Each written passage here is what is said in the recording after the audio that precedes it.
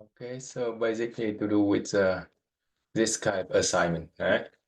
You have to understand about mainline logic for sure. What is the mainline logic? In the slide for module number 2 here, right?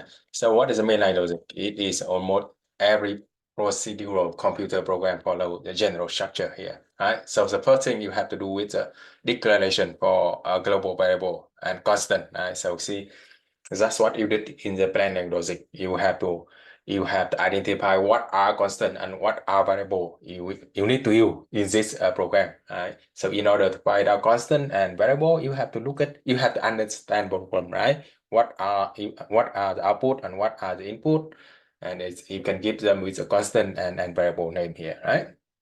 Now, the next thing is I have to do with the housekeeping task here.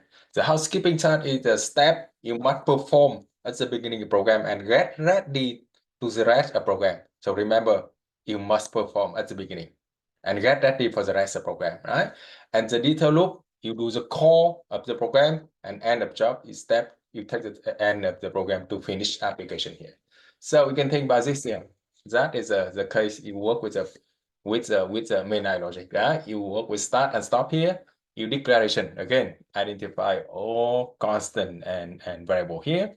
Housekeeping, remember, you see, if you look into the structure here, right? Into the flow chart here, you have to do it before the loop here, right? That's why you need to get ready. You have to do it before and outside the loop, right? And in the body the loop here, you only have the condition to check to make a decision here if you want to go on with the loop or if you want to exit the loop here, right? And again, if the condition is true, that means you execute the detail of the loop and you go back again, you check the condition if it's true or not. If true again, you have to do it the loop again and again and again until the condition is not true here.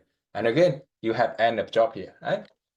So if we look on the serial code also, you see you have start, you have the declaration. That is the case you call for the module here, housekeeping. That's why you have to define the housekeeping here. And again, you have the while loop here. You execute, you check the condition. If the condition is true, you execute in the body of the loop, is detail loop here, right? And it keep doing it until the condition is not true here, right? So for this program here, right? See, if you look on this program here, it works exactly the same. So what is it? For every program here, the first step, you have to look it up as a header command, right? Intent to determine whether the student have pass or fail course, student need to average of 60 or more on 2 tests here, right? So if you look on this program, so you have to understand the problem here. That means the program here, it try to figure out if student pass or fail, right? And for each student, you need 2 tests, test number 1 and test number 2. Right? That's the first thing. And second thing that you have to know that for this program, it executes for multiple students, not only one student here, right? So is it you have to do it for the first student and the second one and the third one and so on and so on. That's the reason you use a loop here. You use a loop because you want to do it again and again multiple times, right? So yes, for this program, you know that it's quite simple program, right? That's why you can figure it out here. You have the 2 input here, right? You need the 2 input, first stat and second stat, and you have to figure out the average, right? And after you have the average, you have to figure out if student pass or fail here, and you can use a constant here, right? So now we can see that is a process of declaration, right? That is a process of declaration, and you see what you have to do after declaration here. You can see what you have to do is a housekeeping here. What is housekeeping?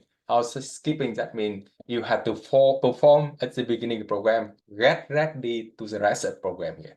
And you look on this program, I see. If you look on this program here, you can see here, right?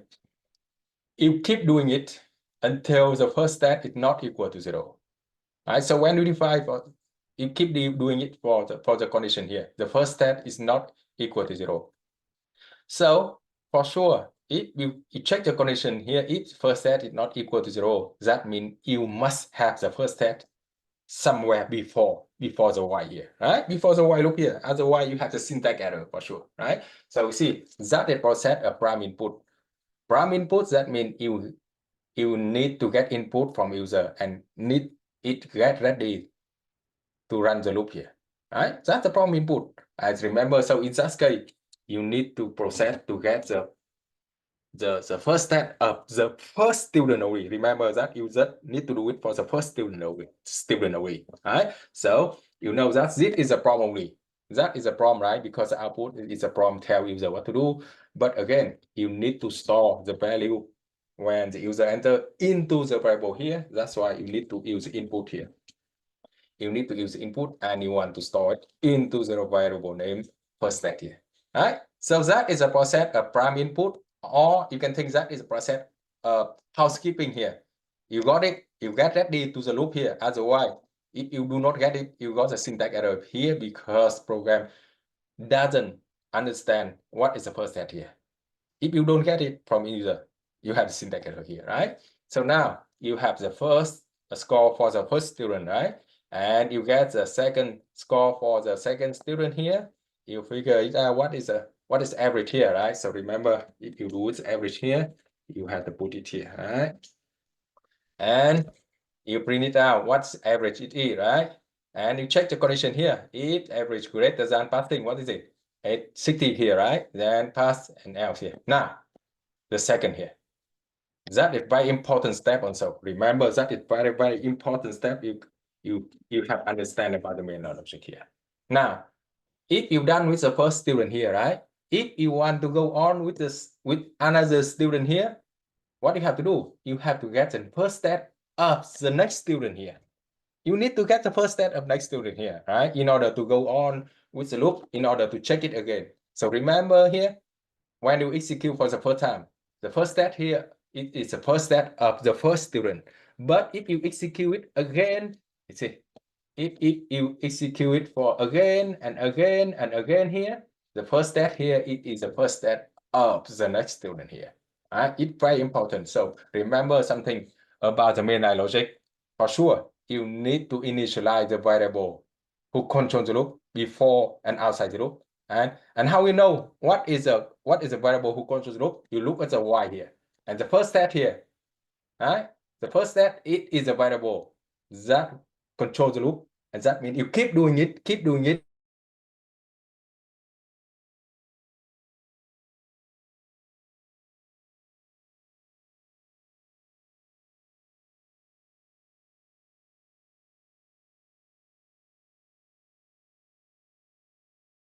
That a process of housekeeping. That a process of getting for prime input here, right? Now that's the first thing. Check the connection here, right? So you got the input for the variable who controls the loop. You need to check the condition here. Right? Keep doing it. If it's not equal to 0, keep doing it. And the last thing, the third component is very important here. The third component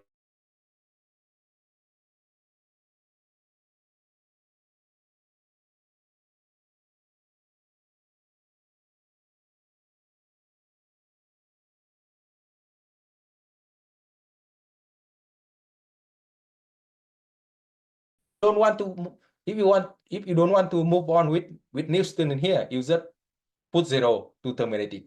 That's all. So remember, you have very important component when you work with the mainline logic here.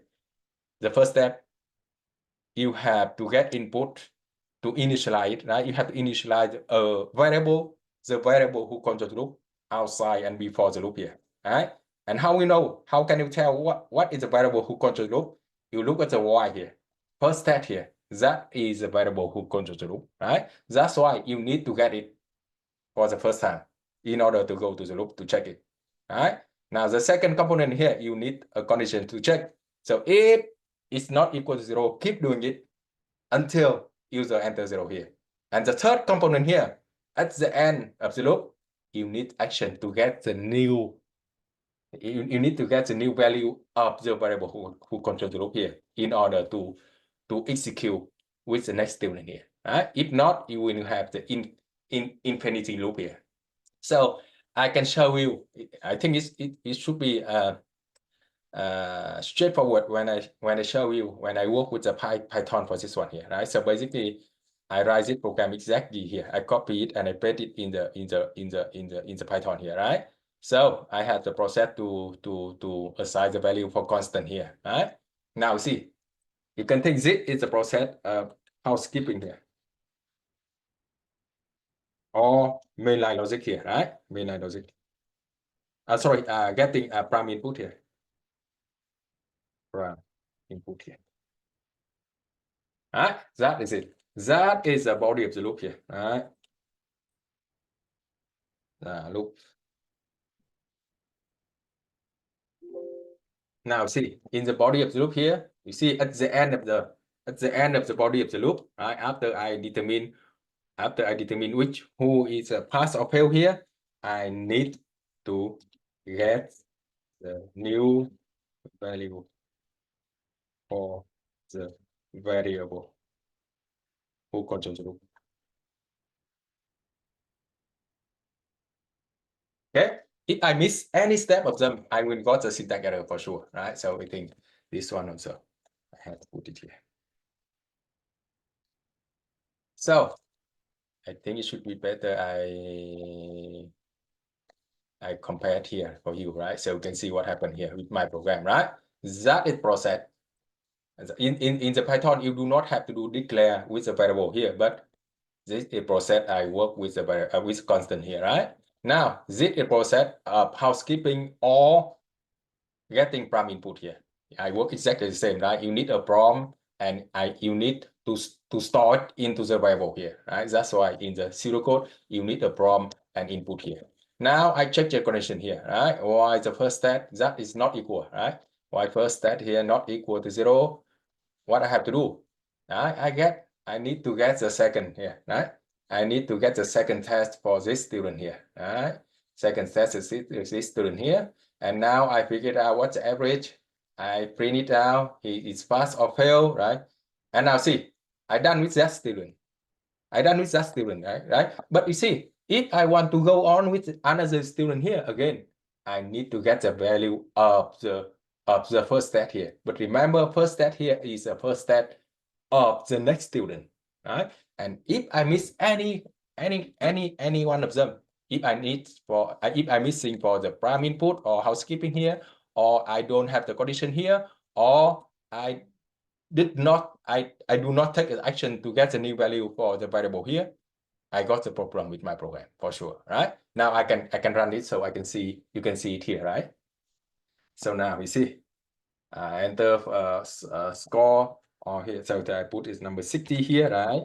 And the second here I put 90, right? So he is 75. It's good, right? It's good. See, if I want to move on here, right? If I want to move on to next student, I have to enter the first score here. But remember, first score here, it is a first score of the next student, right? So think about this one, I put 80 here. Sorry, I do it too quick. Sorry for this. I run it again. So I have 60 here. That the process I do with the housekeeping. That the process I do with the getting prime input. I got the 60 here. So after I got 60, I have the condition here to check. Yeah, 60 is of course it's not equal to 0. Right? It's not equal to 0. That's why it goes to the body of the loop. That's why I get the second test here. I have 90 here. Now I figure it out. I print it out pass. You'll see what I have to do next. I need to get the next first score of the next student here, right? So if I put the 70 here, and again, this guy, he had 80 here, all right? Now, I said keep doing it, and of course, if I don't want to go on with another student, I put 0 here, right? So what happened? If I put 0 here, that means this one is 0, right? This one is 0 here. What happened here? He go back to the loop. He checked the condition here. Now 0 not equal to 0 is not correct, right? That's why it terminated. That's why it terminates the program, right? So yes, I try my best to explain it to you. For the mainline logic, you have 3 components here. You need to do with housekeeping or prime input, get ready for the program. You need to check the condition here, and the end in the body of the loop. At the end, you need to take action to get the new value of the variable who controls the loop here in order to do with the loop. So I can tell you what happened here. If I'm missing any one of them, I had huge problem with it with my program. You see what happened here. So now think about this one. by my mistake here, I did not get for the prime input here.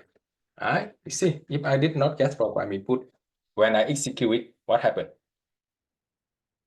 Yeah, you have the syntax error here because you see, when you did not get for the prime input and you check the condition here, program try to see what is the first step. You don't have it, right? That's why you have the syntax error here, right? So that's the first thing.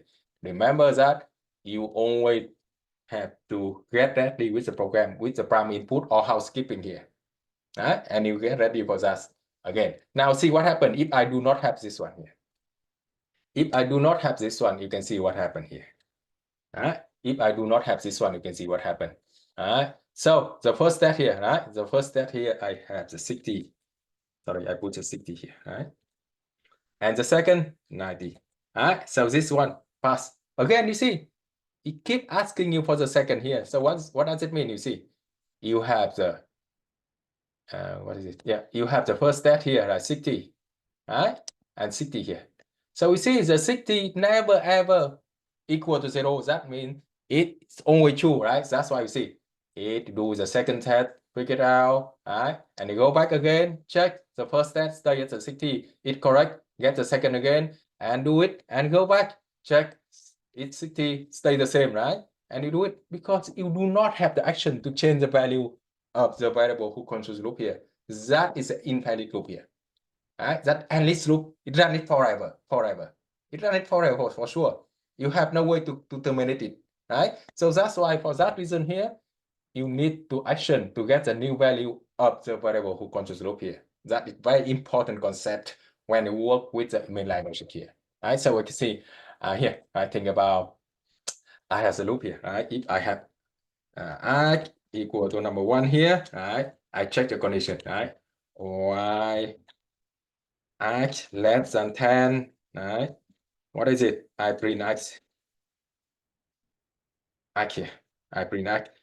All right. So you can see what happened here. Now you can see with this program, right? I have x equal number 1, y x less than 10, I print x.